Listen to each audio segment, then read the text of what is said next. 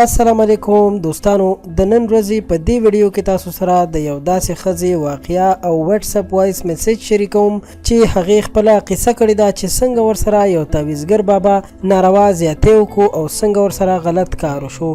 که تاسو دغه ویډیو کتل غواړئ او ځان خبرول غواړئ نو د ویډیو تر اخره راسره پاتې شئ چې هر څه په خپلو سترګو ګورئ، ځکه چې نن سبا دا تعویذګر خلک دې ښځو سره څه کارونه کوي. خو د ټولو اول زموږ چینل خان کلیک سبسکرایب کړئ چې زموږ هره نوې معلوماتي ویډیو تاسو ته په وخت در ورسیږي. دوستانو، تاسو به د مولا لنډۍ باره کې اورېدلي وي چې هغه به د دم تعویذ په ذریعه باندې جینکو او ښځو سره غلط کارونه کول. همدغسې یوه ښځه خپله واقعه بیانوي چې زما هم په مینه واده شوی و خو اولاد مې نه کېدو، زه په کور کې د ډیرو مشکلاتو سره مخ وم. هر وخت به مې د خواښې د اړخه دا پیغورونه هم اورېدل چې ته سپیره یې، ځکه چې تر اوسه زما لمسی یعنی زما د زوی نښه نشانه پیدا نه شوه، ځکه چې ته شنډی او اولاد نشي پیدا کولی. ما په یو سرکاري سکول کې استازي هم کوله، هیڅکله مې نه د غلط کار نیت کړی او نه مې غلط کار کولی شو، ځکه چې ما خپل خاوند سره ډیره مینه کوله او موږ په مینه واده کړی و.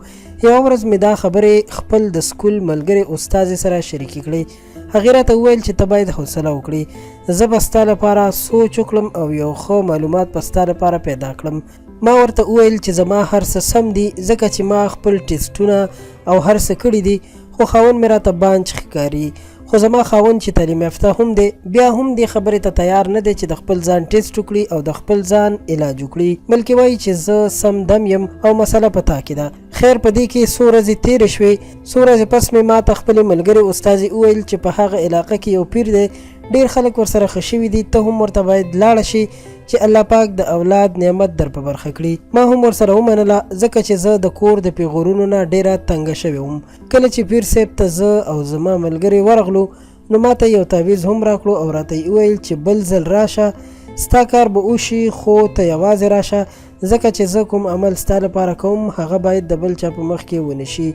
ما ته خو دغه نیکعمله پیر ښکارېدو، خو څو ورځې پس چې زه د تعویذ او د دم دپاره ورغلم نو هغه ما ته داسې خبرې وکړې چې زما مازغه یې ومینځل او زه یې ناروا کار کولو ته مجبوره کړم چې ستا کور ورانېدونکی دی، یعنې که ستا اولاد پیدا نه شي نو ستا کور کې به ډېر مشکلات پیدا شي. نو ښه ده چې ته همدغه کار ته غاړه کېدې. او بیا هغسې وشول، عزت مې خاورې شو، خو څه موده پس زموږ په کور کې خوشحالي راغله، خو دغه خوشحالۍ زما لپاره هیڅ معنا نه لرله، ځکه چې په ما باندې څه تیر شوي وو نو هغې نه زه خبره وم.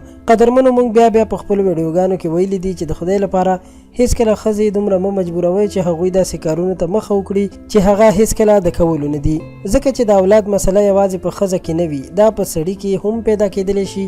نو په دې مسله کې باید ډیر زیات احتیاط نه کار واخیستل شي. د ویډیو د کتلو مو ډیره مننه کوم. امید لرم چې زما په پیغام به تاسو پوه شوي یئ.